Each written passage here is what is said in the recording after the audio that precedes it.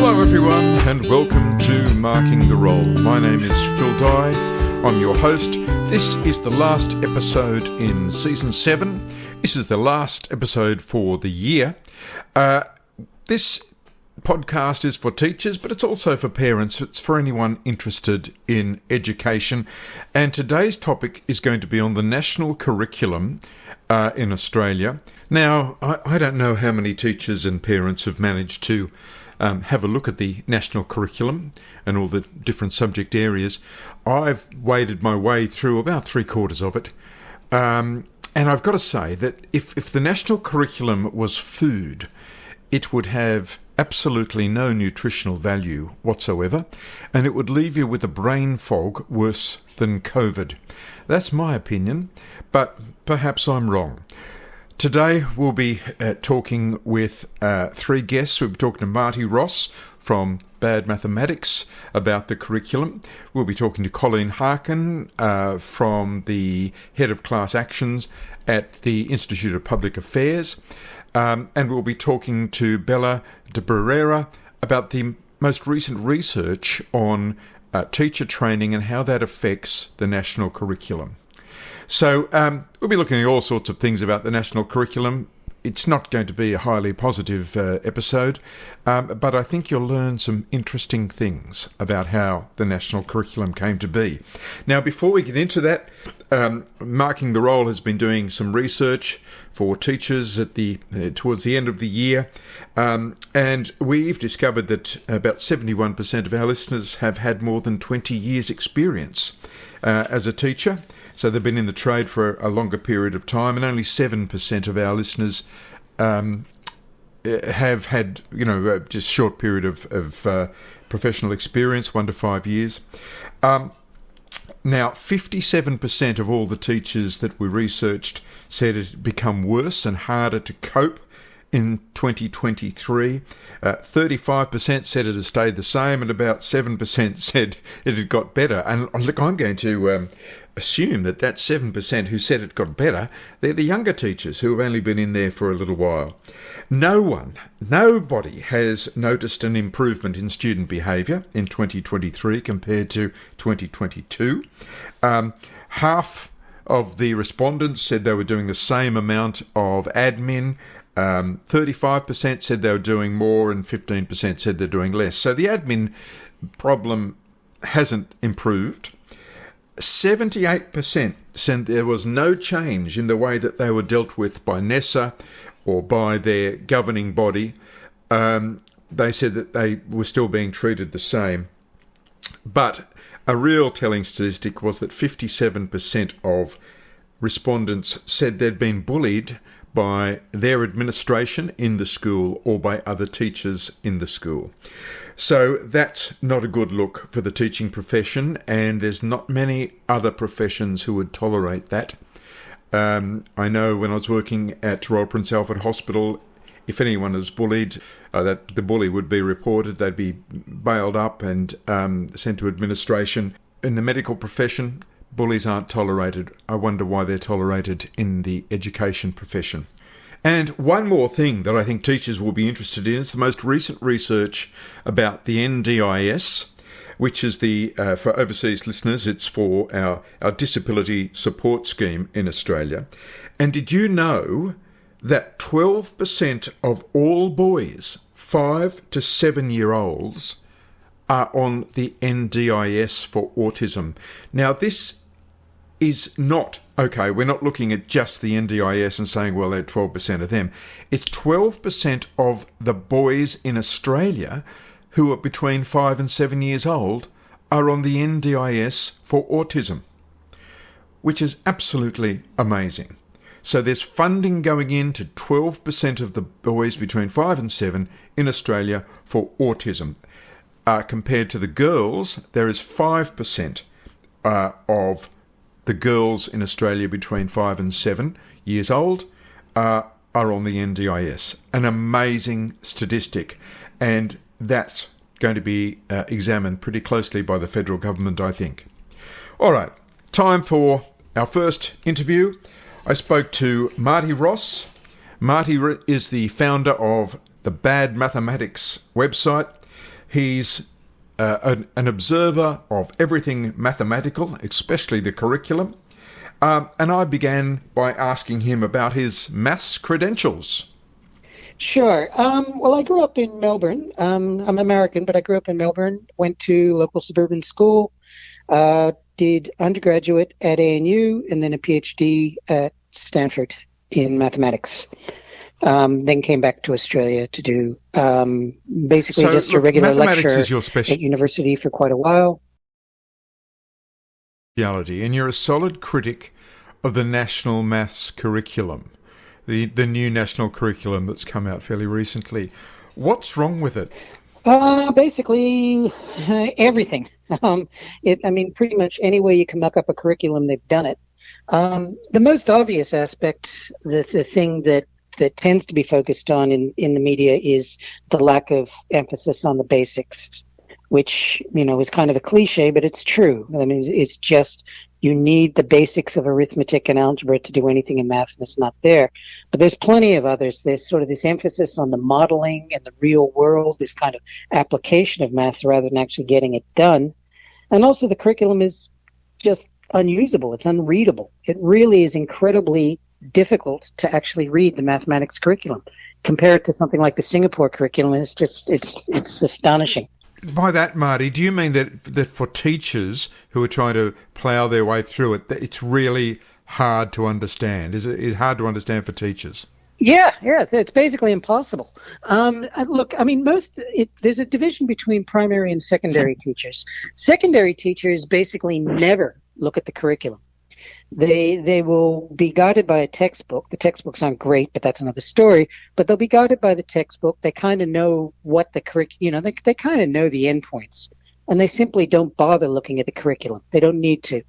They'll get on with it, and that doesn't mean they're doing a good job. There's all sorts of things going wrong, but they don't need it. Primary teachers need it because they don't have textbooks. And so they really need to consult the curriculum to have some sense of what it is it's supposed to be doing. And it's a disaster. It's unreadable. Right. So there's no examples in the curriculum. To be honest, maths is not my strong point. I haven't looked at the maths national curriculum. So do they have examples and how to teach things or not at all?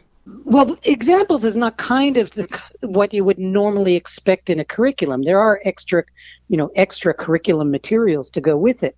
But the basic curriculum saying what you should teach, what the structure is just not there. There's kind of what are called elaborations. And elaborations are sort of optional things, voluntary things to give you some sense of how to teach or, well, who knows what they are really. But they're supposed to give some kind of flesh to the bones of the curriculum. But the elaborations are terrible. When I started teaching back in 1978, I remember the maths curriculum was, you would do adding up of single digits, and then once the student had that, you'd move on to adding up double digits, triple digits, and all that sort of thing. So is there a progression in the maths curriculum, or does it also lack that? No, well, that's a great example. Yeah, of course there's a progression. I mean, it's not like they're completely nuts, but the progression is very hard to see, and in fact the addition example is a very good one to give. I mean, as you say, if you think about what is required to, what are the basics of teaching just addition of whole numbers? You have your single digits, right? So 9 plus 8, 17. You just have to know it. And then you've got your double digits, 23 plus 36. Yep. And you should be able to work that out quickly in your head. And then you've got triple digits, 123 plus 489, where you need to learn and be efficient with the standard algorithm for adding. Now that progression, that sort of very natural progression, it's sort of vaguely somehow somewhere in the curriculum, but you can't find it. I mean, I challenge any of your listeners to find it. Where are the single digits done? Where are the double digits done? Where are the triple digits done? You won't be able to find it. Yes, and I think maybe listeners can consider an example too. I mean, how often do you get given the wrong change from a young person who is just at a cafe or something like that? That's happened to me several times in the last month, where they just get the takeaways wrong, and they don't use a big cash register. So it's failing them there too. Oh yeah, no, it's obvious. It's obvious. I mean, it's just the mental facility is not there, and it's been a problem for a long time. It's not like the problem started with this new mathematics curriculum. The problems have been developing for decades. And Marty, how have they been developing, and who's been developing this change? What's behind it? There's general cultural forces of dumbing down, of watching TV rather than reading books, of having kids play games rather than sitting still and pay attention, to having tables, having kids around tables rather than facing a teacher who's actually teaching at the front of the room. All of this, has played its role. With mathematics specifically, there's been the development of a world of education academics. And I'm not sure how that's affected other disciplines, but it's been pretty much a disaster for mathematics. The mathematics education academics are simply not mathematically inclined. They don't appreciate mathematics, and they don't know mathematics the way mathematicians do, and the mathematicians have been sidelined from anything like the curriculum or what goes on in schools. How does this disadvantage students who want to go on to have a career in perhaps physics or engineering? Yeah, well, look, I mean, it means that a lot of students are screwed. And I mean, by the time they get to secondary school, I mean, if you talk to secondary math teachers, all they want from primary schools for mathematics is that the students have a good facility with arithmetic. That's all that matters. All right, so they know their tables, they know their addition facts, they can do the basic algorithms, they have a decent understanding of fractions and the way they work, and then you can take off. But many of students don't, and they get caught behind. They start behind in secondary school, and they never catch up. And if you look at the curriculum, every secondary school teacher knows, if you look at the foundation to year 10 mathematics curriculum, it is not enough for you to do proper high-level senior mathematics, high-level year 11 and year 12 mathematics, the specialist maths or the math methods. So it's simply, and everybody knows it. And in a decent school, if you're paying $1 million to go to Scotch College or whatever, then or you got a tiger mom, who's taking care of you or whatever, then you'll be fine. But if you rely on a standard school doing the standard curriculum, you will simply not be able to do high-level mathematics when you get to years 11 and 12. Now, you've been a critic of problem-solving and discovery learning in maths. Do you think that this all has something to do with the decline? I don't get into these sort of pedagogical battles too much. They need to be instructed what to do and then practice doing it. It's not that hard. Now, problem solving is a really tricky one because mathematicians, you think of them as problem solvers. They love problem solving. But what mathematician regards as problem solving is completely different from what problem solving is, how that is presented in the curriculum. So mathematical problem solving is still highly mathematical. You might have one or two steps to do a problem, or then it becomes more complicated, or you have a lot of different techniques that might go in, but it's mathematics. It's not some dumb real world, how am I going to paint my room and how much paint do I need crap. Yeah, I mean, it's not that. It's not this sort of open-ended real world twaddle, which is what the curriculum is full of. Yeah. So in trying to get this relevant to students, we've actually missed the whole point of maths. Of course. I mean, the point of mathematics, the reason mathematics is so powerful is because it's abstracted, because you don't get the fugginess of the real world, and you can actually concentrate on the essence of what's going on. Yeah. So, I mean, of course it can become abstract and pure, and that is something to be concerned about. And of course you want to, bring in the world sometimes, but fundamentally mathematics can be taught and is powerful because it does not deal with the real world in that manner. Yeah, and it's very definite. Once a formula is established, it's a definite formula. Yeah. Of course. Pythagoras' theorem is is true in the way it was thousands of years ago when people came up with it. Yes, perhaps we've lost or we become mistrustful of things that are definite, and like teachers can't tell a child that they're right or wrong. They just have to see their behaviour as expressing something, and maybe we've lost that idea that 2 and 2 can equal 4. Yes, very much. I want to get back to something you said earlier on, Marty, that the secondary teacher wants students who know their tables. Now, I learnt my tables by rote learning. I remember that in primary school. I remember I taught tables in that way. So rote learning is really important to build neural networks in the brain at an early age. Now, historical facts is another one of those, or even the rules of the road. But do you think students are actually capable of learning rote style in 2023? I mean, one of the things, before we get to rote learning, one of the things is simply appreciating the importance of facts. And that's an easy one. So as you say, in history, if you don't have the kind of skeleton of some sense of dates and major figures, then you can't hang any understanding on it. And similarly in mathematics, if you don't know your tables, then you can't, if you're trying to figure out what 7 times 6 is, then you can't possibly be thinking about what you're trying to use it for. You just have to have that on your fingertips. Now, I understand that there's kind of big debates and people bring in the neuroscience and there's the cognitive load stuff. And I have not paid much attention to that. For me, it's simply all common sense that you need your basic facts. Now, how you get those basic facts is another question. And I guess that's the case where rote learning is simply, 7 times 6 is 42, 7 times 6 is 42, or whatever, or you're chanting your tables.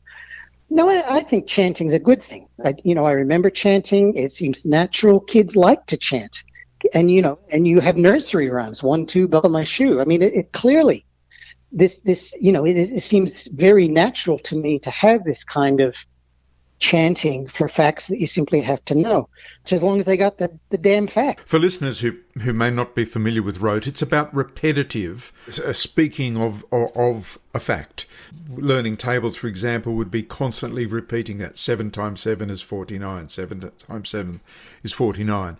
So it becomes imprinted in the brain. The neurons, because of the repetition, do join up. Those that fire together, wire together. So the idea is the neurons keep firing until they wire, and you've actually know what 7 times 7 is.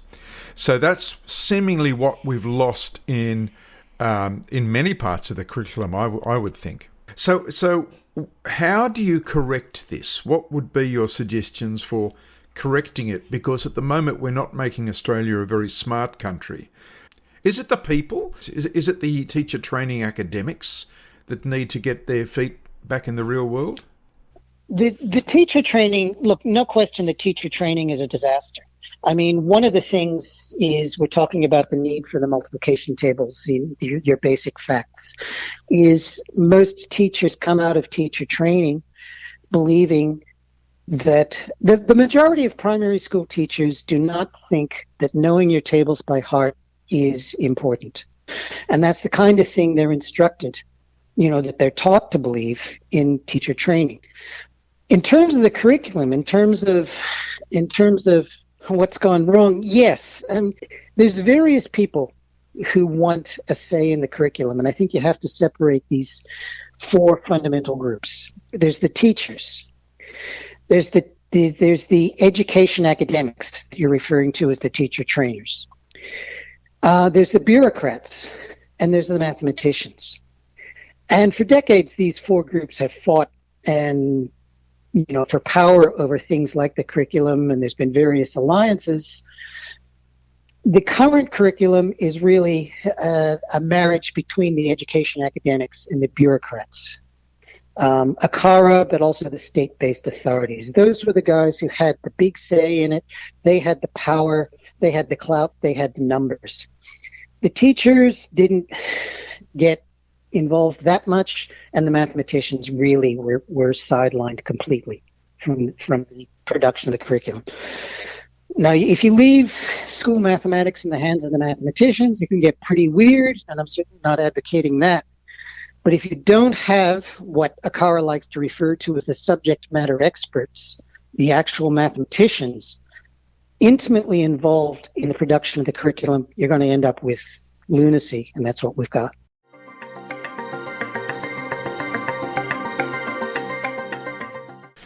Well, there's a man who doesn't hold back. Lunacy is what we have. That was Marty Ross. He's the founder of Bad Mathematics. He's one of the subject experts, which ACARA likes to say are important, but they weren't considered and they weren't asked. Now, this episode will be going for just under an hour. Now, I don't know about you, but when I listen to a long episode, perhaps a Jordan Peterson episode, I like to actually have a cuppa after about 25 minutes, or sometimes leave the rest for the next day or take it over 3 days. So there is no need, really, I found, with podcast episodes to listen to the whole thing all at once. My next guest is Colleen Harkin. Colleen is an ex-teacher. She's now the National Manager of Class Action Programs and Research Fellow for the Institute of Public Affairs. And you might say, what on earth is a Class Action Program? Well, Colleen really provides alternative teaching resources for teachers to effectively teach about civics, about history, about different subject areas, without the woke content that you might be finding in some elements or some parts of the curriculum. The curriculum materials that Colleen provides are realistic. Of course, it mentions Indigenous history. Of course, it does. But it also mentions convict history and explorer history. And I began by asking Colleen about some of the language that is used in the national curriculum. Colleen, a common sentence in nearly every subject area that I've looked at is that the study of whatever is interpretive by nature and promotes debate and encouraging thinking about human values, including present and future challenges. This is in maths, in history and science. How can, say, maths be interpreted? Well, I mean, it can't. And that's the ideology behind the national curriculum, Phil, is this notion of cross-curriculum priorities, and that every subject at every year level has to include, it mandates that it must consider sustainability, which is climate change, and Aboriginal and Torres Strait Islanders' histories and cultures. So that's how they kind of fit in those mandates in, and it goes across all, history. I mean, of course, areas like history are more complicated and can be interpreted, and it can be discussed, and it's controversial. History is never pretty. But subjects like maths, they do insist on that sort of notion of contested knowledge, and it's because of this cross-curriculum area where the purity of the subject is not valued. It really comes down to that there's no longer any truth. The truth no longer exists, and there's no definition of anything. Well, again, the curriculum is very much about how you feel. It's not factually based, and feeling trumps facts. That's what the students are being taught all the time, is that they're social warriors, and so all of those issues of inclusion and diversity and equity and all those buzzwords that we hear all the time now is very much part of the muck that is within all of the subjects. So when you sort of say truth doesn't exist, truth is not a priority anymore in the curriculum. It's how you feel that takes priority over everything else.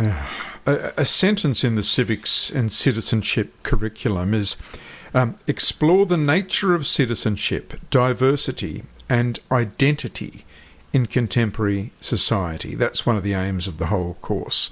What are they really getting at with the words diversity and identity? Well, the DEI kind of mantra that we see all the time, that teaches the students that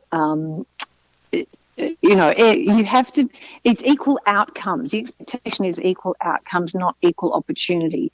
So if I can sort of explain it, what happens in the curriculum is that everything is based around social justice, and that the world is, that's their job in the world, is to ensure social justice. And the only way that social justice can be obtained is by this sort of notion of diversity, equity and inclusion. And that means that merit is no longer the priority. It's actually about everybody feeling good about themselves, and that the end result is equal outcomes. So everybody's equal on an equal playing field. There's even sort of very questionable content in areas of geography that sort of say the topography of a country is, socially unfair.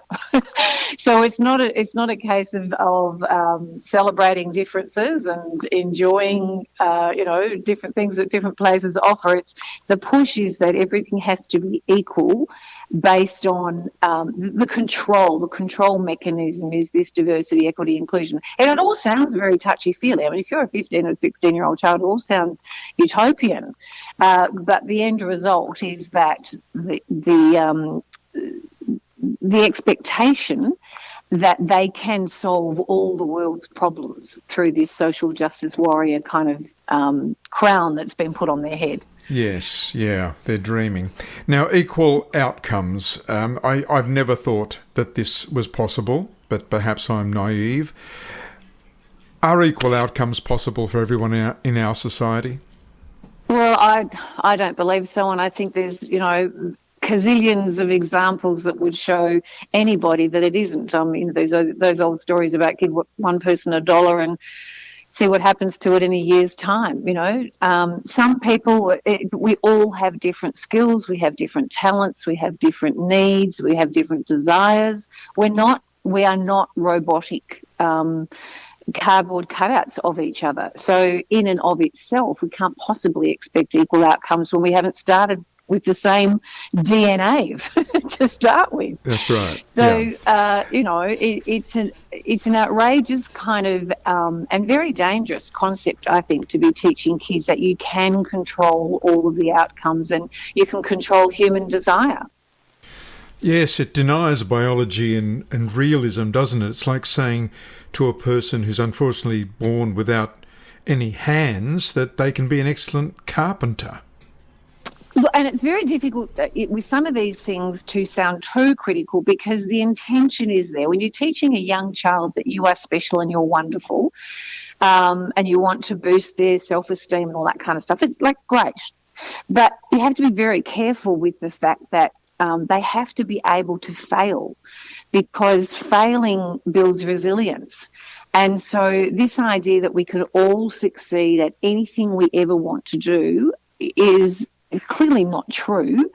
And we don't want to be pulverising 5 and 6-year-old children with notions of failure and all these difficult tasks. But there is that absolute balance that is being lost, and that students do believe that they can control the world. That's why we see a lot of them out protesting, that they do believe that they are these global citizens who can control what's going on, and we've lost that capacity to appreciate failure. Yes. We're not all going to achieve the same thing. And we don't all want to achieve the same thing either. I mean, realistically, kids know what they're capable of doing and they know what they want to do. And often, if you let them be, they'll be realistic about it. Yeah, well, the other thing is authentic praise. So, kids are not dumb. They know the difference between ice cream fat praise and saying, you're doing a great job, when they know they're not. So, and adults are the same. I mean, everybody likes to receive praise and recognition, but people, particularly students, know when it's just fabricated.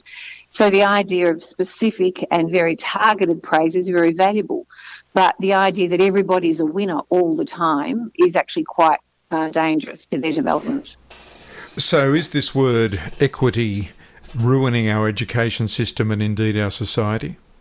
I think so. There is no genuine thing as equal. We're not equal. We are all different people with different talents, and that's what we should be celebrating. I'm good at some things, and I'm absolutely hopeless at other things, and there's no need to focus on what I'm hopeless at, but I have to know that I'm not great at that. It's part of life. It's just normal part of life. Yes, when my first book came out in 1998, I argued that mums and dads, men and women, were equal but different. Mums could breastfeed, men couldn't. And now we're seeing that men are, trying to actually be able to breastfeed, and it's just ridiculous. Well, the real issue that, from the national curriculum perspective is it is unfortunately telling students that that everybody is the same, that everybody should have the same outcome, that you can control all circumstances, including the climate, for example. And it is not true for a start, but it's also not allowing them to explore and to discover, argue about certain circumstances, because they only get one side of that story. Yes, indeed. They've lost the ability to debate, haven't they? And see that there can be two sides to a story. Now, Colleen, the history curriculum has this statement. I'll play you the audio. Explanations of the past, about specific people, groups, events or developments, use evidence from historical sources. Contestability occurs when particular interpretations about the past are open to debate, for example, as a result of a lack of evidence, the discovery of new evidence, different perspectives of historians, public commentators, or groups. Now, Colleen, isn't this paragraph on contestability actually saying that we live in a post-truth world where facts and the truth can actually be contested, questioned and changed, perhaps through activists working in a certain direction? That's the bread and butter of the national curriculum. It promotes their job, a student's job. Everybody's job is to be an activist to change the world. That's what you're supposed to do. And so that's why we see these kids marching out on the street, strikes for climate and strikes for Palestine. It's because they've found their purpose in life. That's what they've been taught for a very long time. For the 10 years that they've been at school, their purpose is an activist for social justice and social warriors. So it's definitely no surprise, because that's what they're being told they're supposed to do. So we've got generations of young teachers coming out who are not trained in how to teach, and they're not trained in how people learn. They themselves are trained in activism. Now, I'll stand up for the listeners to this podcast, because I'll say that 99% of the listeners are horrified about what they are seeing in schools from younger teachers. The older teachers haven't been through this woke university system of teacher training, but it's the younger ones who have, and they've been the victim of it. Most of the listeners here, Colleen, will be absolutely agreeing with you on this. But I'll add that it's these teachers, the more experienced ones, the ones with skin in the game, who knew the profession when it was good. They're the ones who are thinking of leaving the profession. About 50% of the teacher work class is thinking of leaving in the next year or two, of all teachers in Australia. So that tells us something about the level of the problem that exists. It's the national curriculum is an incredibly unwieldy, complicated document to use.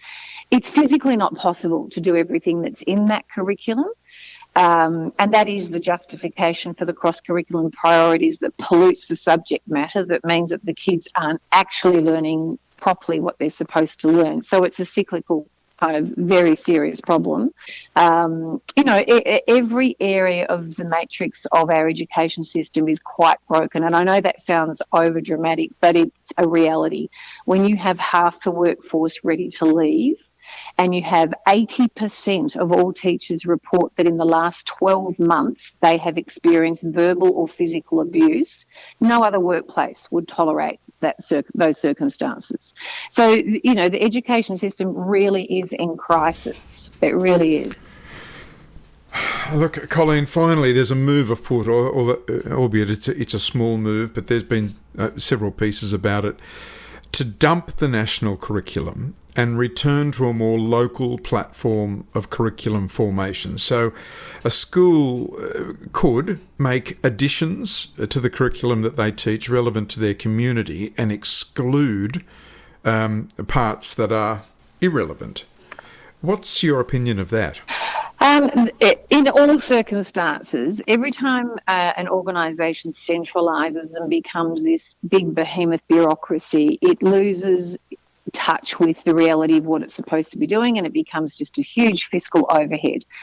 ACARA, the organisation that sets out the national curriculum, is a $30 million a year organisation that has no teachers. It's just bureaucracy pushing paper from one side to the other and telling people at the coalface what they need to be doing. So, the IPA is very much supportive of deconstructing and abandoning the national curriculum for more. It is an ideologically driven curriculum, and it's also not serving its purpose. It's not fit for purpose. Our students are failing. 1 in 3 Year 9 students is not meeting minimum standards. To deconstruct all of that bureaucracy can only serve us better. Colleen, thanks so much for your view about the national curriculum, and I hope you have a good Christmas. Yeah, thank you, and you too, Phil.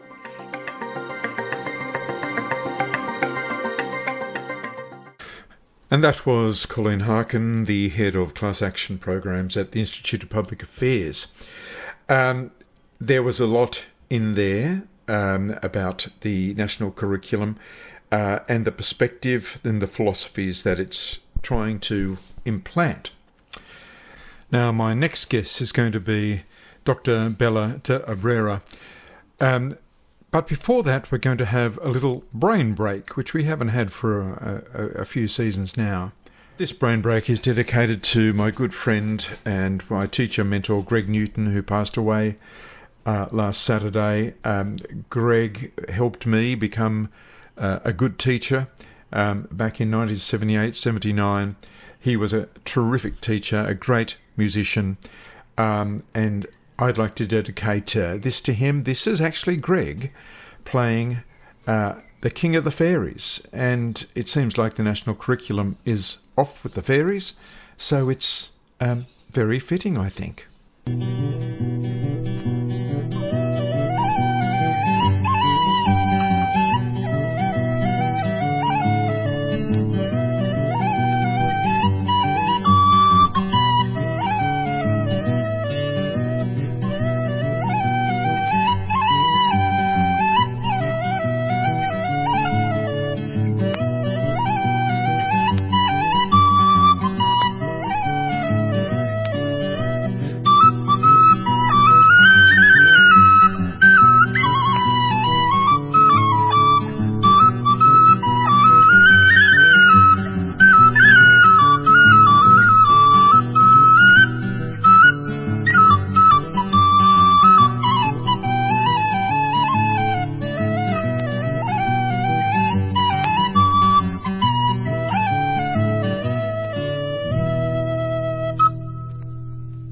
And that was Greg Newton playing the penny whistle off the Bless All Moonshiners remastered album that's available on all the streaming services. And Greg was a great friend of mine, and it really helped when I became a teacher. Now, Dr. 𝗬𝗁𝗬𝗏 is the Director of the Foundations of Western Civilisation Program at the Institute of Public Affairs. She's got a BA in History and Spanish from Monash University, an MA in Spanish from the University of St Andrews, and a PhD in History from the University of Cambridge. And I've been trying to get Dr. 𝗬𝗁𝗬𝗏 onto the podcast for quite a while. Welcome, to Marking the Role. Thank you, Phil, so much. It's a pleasure to be talking to you. Now, Bella, firstly, teacher training has been discussed many times on this podcast and not very favourably. What has your recent research shown? Well, yes, look, my recent research has shown that those discussions, those unfavourable discussions are actually justified. I looked at all the teaching courses across the 37 universities in Australia that offer teaching degrees. So that was a whopping 3,713 subjects. I also looked at the required reading, the texts for many of the courses that are, some of them are very available online, some of them aren't. There was a little bit of digging, but mostly you could build a very good picture of what's being taught. And I was actually quite, it's hard to be shocked in this job looking at woke stuff. I've looked at the national curriculum, which I think we'll be talking about later, but I was actually quite shocked to see the type of things that the teachers are required to learn. Much of it is compulsory.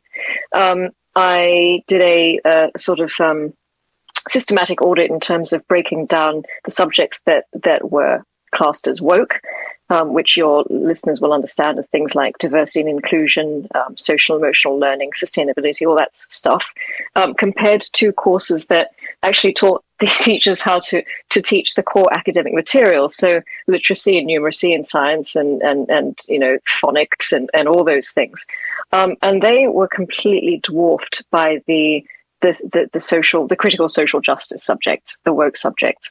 Out of the 3,700 odd subjects, a third of them were woke, and only a small percentage, 371 out of the 3,000 odd subjects, were actually devoted to the core subjects. I mean, it should be the other way around. So you're saying less than 10% of all of the subjects taught to teacher trainees talk about how to teach maths and English and the basics. And the rest would be teaching stuff like critical race theory, I'd imagine?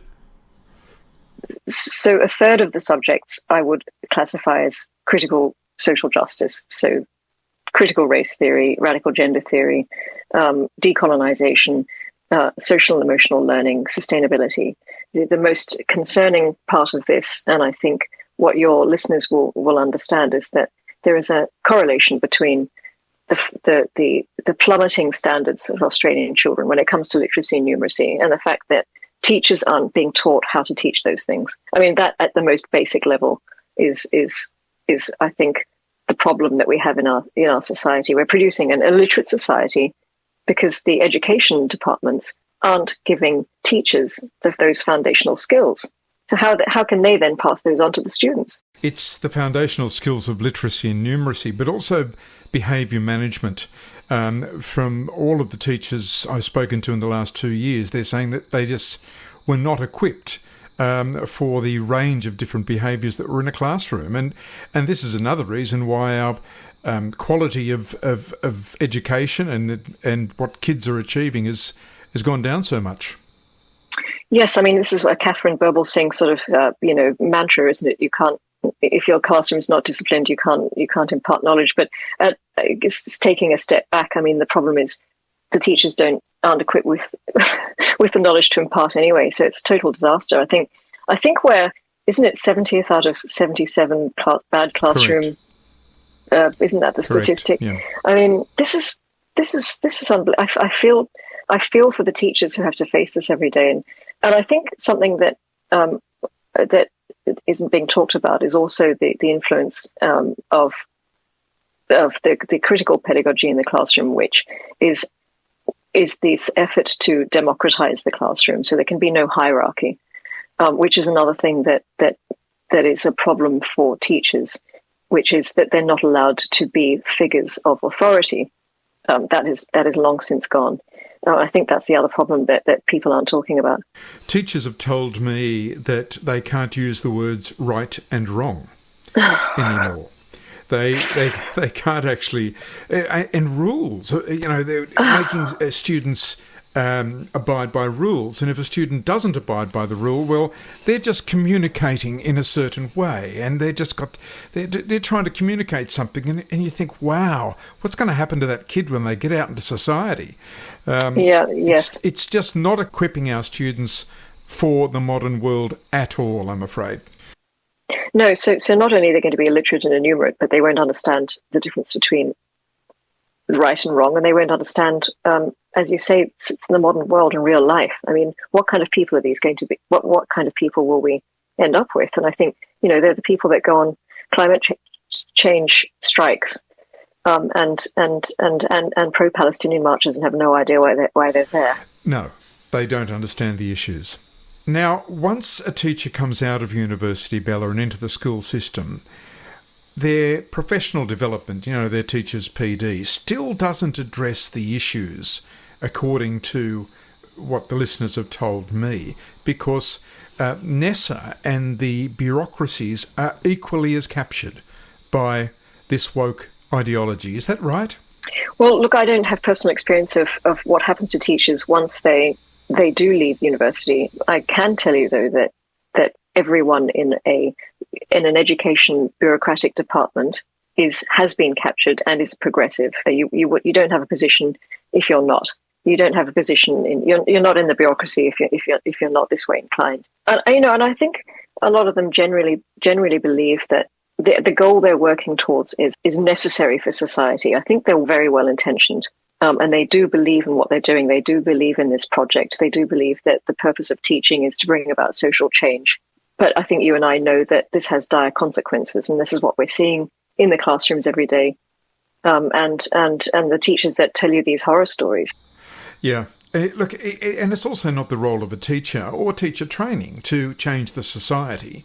It's to equip the students and the teachers for the society that they're in. Well, it's interesting you should say that, because that's one thing that I found was very, very overt in so many of the courses, is that you are a teacher because you have to change society, and you have to teach students how to change society. You have to be agents of change in the classroom and outside of the classroom.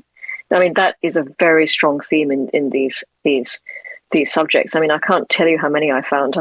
My report is 40 odd pages long, and more than half of that is I just cut and pasted the most egregious examples of these things. Yes, I'm going to put some of those subject outlines which you have in the report on the website too, so that they can see them. And I've looked at them from the University of Technology, Sydney, and there is one course that actually teaches activism for teaching. That this is it, that they teach the teachers how to be activists, so they can then in turn teach the children how to be activists. Because the critical pedagogy of Paulo Freire, which I talk about in the report, which not many people are talking about, is not about the education of children in the traditional classical liberal sense. It's the politicization of children. It's bringing them to this Marxist consciousness so that they'll be ready to participate in this perpetual revolution. And you can see it happening. This is why they go out on the streets, because they're being used by progressives in the schools to become revolutionaries. When Paulo Freire talked about literacy, he meant political literacy. He didn't mean literacy as you and I understand it in the literal sense. This is actually what's going on in Australian schools, and it's terrifying. You found that 50% of teacher education students don't finish their degree, so half of them drop out anyway within the 4 years.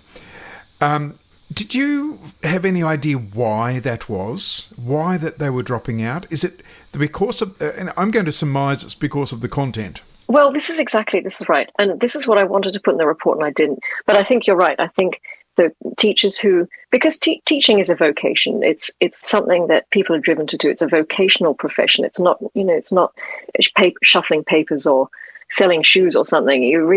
There's a reason why people go into teaching. And I think, and I suspect that most people go in and they think, this is not what I signed up for. I didn't sign up to be a social justice warrior and an agent of change. I actually want to make a difference in children's lives and impart knowledge. And I suspect that the 50% who leave see that that teaching isn't what they thought it was going to be. And unfortunately, the 50% who stay are fully engaged and signed up to the project, which is why we keep getting these horror stories from schools, from what teachers are teaching their prep 4-year-olds upwards, because they're the ones that have stuck with it, and they think and as I say, I think they're well intentioned. I think they believe that they're on the side of good here. I think they believe that they can achieve this ultimate socialist utopia, and then everything will be fine. Ridiculous. I used to be a tertiary supervisor for Macquarie University, about 2 years ago now, where I would go out and look at teachers in their final year, look at the students, watch them teach, and evaluate them according to certain criteria.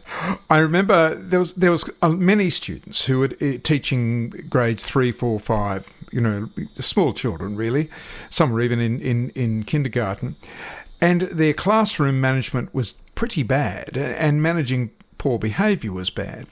And I asked them, look, have you considered singing a little song and getting them to sing a song to get their attention back, give them a little bit of a break? And they went, songs? No, we don't do that at university. I said, yes, but you're teaching year 8, 8-year-olds. They like to have a song.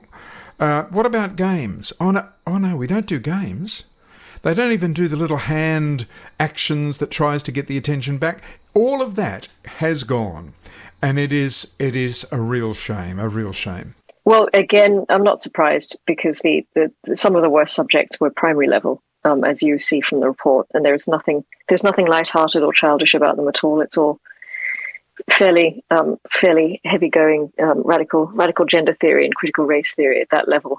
So I'm not surprised that they didn't think to sing them songs. And of course, they're teaching year 3s that they're responsible for colonisation of Australia and the treatment of the Indigenous. That's right, exactly. No wonder kids are depressed. They are, they really are. Now, Bella, we know that teacher training has gone down the gurgler.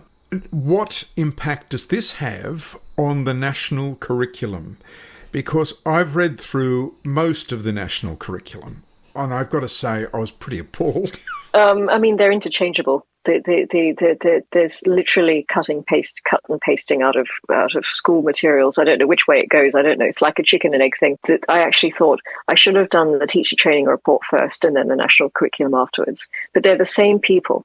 They're the same people in the education departments writing the national curriculum, teaching the teachers how to teach. It's exactly the same. Sustainability, the approach to Aboriginal education is exactly the same. There's not one course in the teaching degrees that doesn't teach that Australia is a systemically racist country, that we stole we stole the land from the Aboriginal Australia. It's exactly the same as the cross-curriculum priority in the national curriculum. Identical. So it'll be very easy for the teachers. It'll be familiar for these teachers because this is what they've been trained with. So as soon as they go to teach the national curriculum, they know it already. And so, which is again another problem for the teachers who don't want this, because now they're having to teach this terrible curriculum. Absolutely, and I do find with my listeners that they're mostly over the age of 40. A lot of them, they've been in the system for 15 to 20 years. They've seen teaching when it was a better job, and suddenly it's not.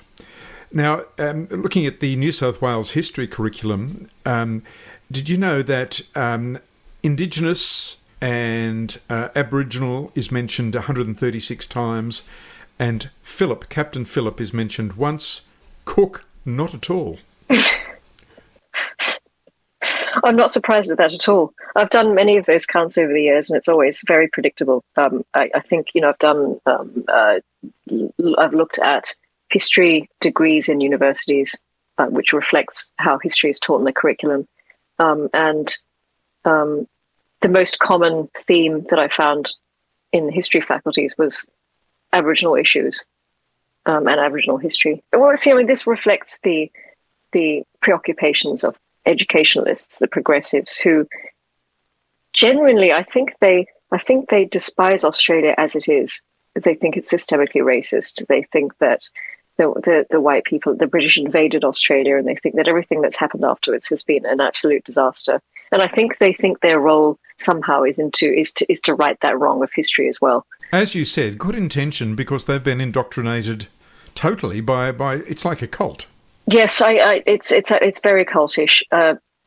There's no curiosity or interest in perhaps looking at the other side of the argument, and I think this reflects in something like the terrible referendum that we just got through, and reflects the sort of the idea that anyone who says anything otherwise about Australian history is a racist. Do you think that there is any momentum in Parliament or in governments to actually rectify and teacher training in this whole woke education industry? There are people like Senator Alex Antic who knows what's going on, but there are individual politicians who understand the seriousness of it all. There is, the federal government's come back with this Back to Basics plan, and they say that it's going to be mandatory for trainee teachers to do evidence-based reading, writing, and arithmetic, classroom management practices, things based on proven educational science about what works best. And I think this Back to Basics idea is definitely a step in the right direction, but until they get rid of all these woke courses, we're going to be stuck with exactly the same problem, because the ideology that they're being taught is not only incompatible with the traditional notion of education, but it seeks to tear it down. So as long as these woke courses dominate teaching degrees, we're going to have the same problem. Teachers are going to be completely ill-equipped for the classroom.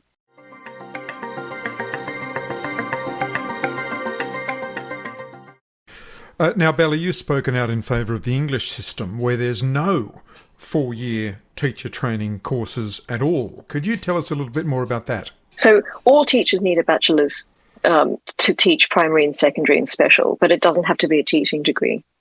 So this means you could decide to do a biology degree, and then towards the end of it, you could decide that you actually want to teach. And then when you have finished your degree, you can get something called a QTS, which is a qualified teacher status. And that takes 9 months full-time, or you can do that part-time, which is 18 to 24 months. So a lot of English universities offer their normal degrees, and then they also offer this opt-in QTS. And can the person actually work in a school while they're doing the part-time QTS? I think they can. But I do know that they get experience in 2 different schools. And then after they've been awarded their QTS, they go through an induction period that lasts 1 or 2 years. So basically, it doesn't take as long in the UK. You can do your normal degree, so you don't get all the woke stuff, unless, of course, you do gender studies degree and then a teaching qualification at the end, which is, I'm sure, happening, because they do have the same problems there that we have here, which is, the wokeification of the teaching fraternity. But it's much easier for people who are especially in the sciences and STEM to completely avoid anything to do with critical social justice. That sounds like a much better system to me. Indeed, and the system of school funding is far better in the UK too, because parents actually get a certain amount of money per child, and they can choose where that child is going to go. Finally, Bella, if you were advising parents now about sending about their kids at school, or perhaps some of their kids wanted to go to teacher training, what would you be saying to parents? I would say that parents have to do their due diligence, and while the IPA can present the research and really highlight what's going on in the schools and what's going on in the national curriculum and what's going on in teacher training, ultimately it's up to the parents to be very involved in what their children are learning, going to talk to the principals, talking to the teachers, checking with their children every day about what they're being taught at school, and really being involved again in the upbringing, the education of their children. Because I think for too long, everyone's been outsourcing their children to the state and hoping for the best. And it's turned out that the state hasn't been educating their children properly. That was Dr. Bella 𝗬𝗓𝗏 from the Institute of Public Affairs. I will be putting a link to her most recent research about teacher training and the national curriculum on the episode notes. So today we've had 3 perspectives on the national curriculum and a little bit extra on teacher training. It doesn't bode well for education in Australia. Hopefully in 2024 we'll have some more positive news to tell you. Now, before we finish today, I just want to remind some of those teachers who have contacted me in the past, especially about the gender ideology being taught in schools. About 2 weeks ago, with some help from the United Kingdom, and James SS in the United Kingdom, I started the Declaration of Biological Truth Australia, where you can make your declaration clear that there are only two sexes, male and female, and that gender ideology has gone too far. It's not transphobic at all, this site. As many people know, my grandfather was a transvestite, but it does make the statement that gender ideology has gone a step too far. Just look up Declaration of Biological Truth.au. Declaration of Biological Truth.au. This is the final episode of Marking the Roll for 2023. My name is 𝗧𝘄𝗶𝘁𝗶𝗿. Thank you very much for listening, and thank you to those who have made donations to Marking the Roll over the last 12 months. You know who you are. I wish you a Merry Christmas, a good holiday break, and I'll see you again at the start of February. See you then.